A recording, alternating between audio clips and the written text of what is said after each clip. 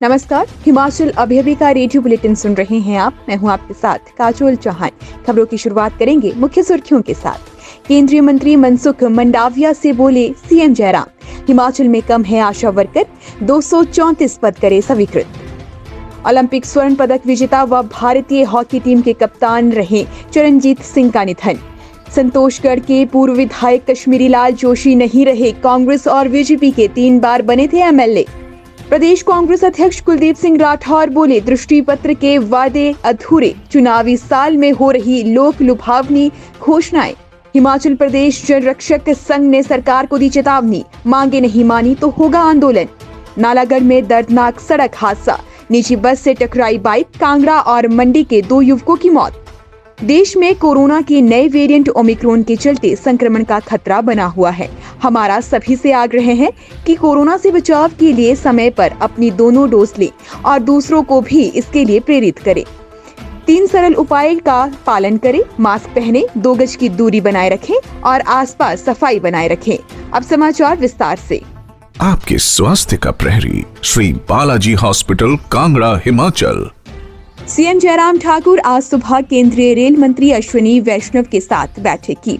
उसके बाद उन्होंने केंद्रीय स्वास्थ्य एवं परिवार कल्याण मंत्री मनसुख मंडाविया से भेंट की। इस दौरान सीएम जयराम ठाकुर ने केंद्रीय मंत्री से पहाड़ी क्षेत्रों में प्रतिक्रिया समय कम करने के लिए 50 एम्बुलेंस स्वीकृत करने का आग्रह किया। उन्होंने केंद्रीय मंत्री को राज्य में आशा कार्यकर्ताओं की कमी के बारे में अवगत करवाया और राष्ट्रीय शहरी स्वास्थ्य मिशन के तहत 58 आशा वर्कर तथा राज्य के शहरी क्षेत्रों में व्यापक प्राथमिक स्वास्थ्य केंद्र में देखभाल और गुणवत्ता लाने के लिए गैर NUHM घटक के तहत 176 आशा कार्यकर्ताओं के पद स्वीकृत करने का आग्रह किया। इससे पहले सीएम ने केंद्रीय रेल मंत्री से मिलकर राज्य में रेल नेटवर्क के विस्तार का आग्रह किया। उन्होंने कहा कि राज्य सरकार ने भानुपल्ली बिलासपुर रेल लाइन पर काम तेजी से करने का आग्रह किया है और कहा है कि लेह तक इस लाइन का विस्तार रणनीतिक दृष्टि से बहुत महत्वपूर्ण है। ओलंपिक स्वर्ण पदक विजेता भारतीय हॉकी टीम के कप्तान रहे अर्जुन अवार्डी और पद्मश्री चरणजीत सिंह का गुरुवार को निधन हो गया। ऊना में अपने घर पर उन्होंने सुबह 5 बजे अंतिम सांस ली। शाम 4 बजे स्वर्गधाम में उनका अंतिम संस्कार किया गया। भारतीय हॉकी टीम की कमान संभालते हुए ऊना के मैडी के रहने वाले चरणजीत सिंह ने देश को ओलंपिक में स्वर्ण पदक दिलाया था। ऊना के मैडी में 13 फरवरी 1931 को जन्मे चरणजीत सिंह ने टोक्यो ओलंपिक्स 1964 में इतिहास रचा था। इनकी अगुवाई में भारतीय टीम ने इस ओलंपिक में स्वर्ण जीता था। अब तक हिमाचल में एक ही खिलाड़ी ने भारतीय हॉकी टीम में कप्तानी संभाली है।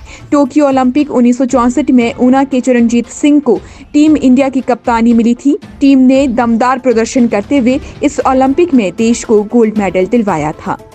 हिमाचल के ऊना जिला के संतोषगढ़ विधानसभा क्षेत्र से विधायक रहे कश्मीरी लाल जोशी का गुरुवार को निधन हो गया। वे 86 वर्ष के थे और कुछ समय से बीमार चल रहे थे।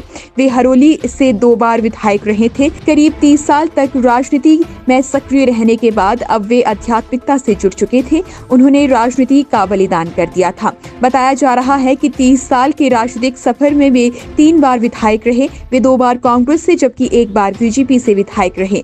कश्मीरी लाल जोशी के निधन पर सीएम जयराम ठाकुर सहित बीजेपी और कांग्रेस के नेताओं ने गहरा शोक जताया है।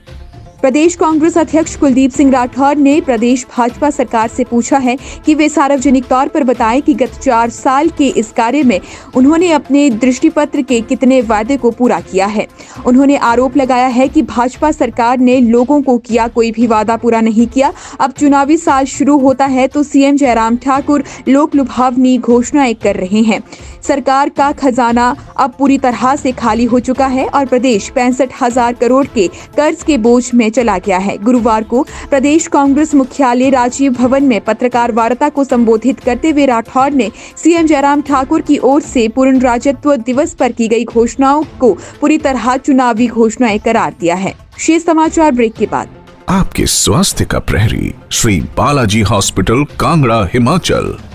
हिमाचल प्रदेश जल रक्षक संघ ने प्रदेश सरकार से अपनी मांगों को लेकर आर पार की लड़ाई लड़ने का ऐलान कर दिया है। संघ का कहना है कि यदि प्रदेश सरकार 2 फरवरी तक उनकी मांगों को पूरा नहीं करती है तो वे धरना प्रदर्शन करने के लिए मजबूर होंगे।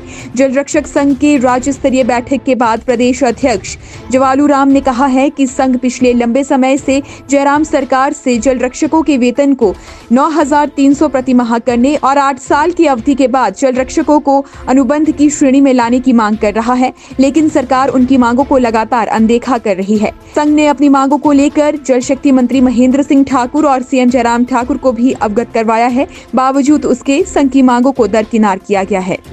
हिमाचल के औद्योगिक क्षेत्र में एक बाइक हादसे में 2 युवक की मौत हो गई। ये हादसा सोलन जिला के नालागढ़ राष्ट्रीय मार्ग पर खेड़ा के समीप हुआ है, जबकि हादसे में मरने वाले युवक कांगड़ा और मंडी के रहने वाले थे।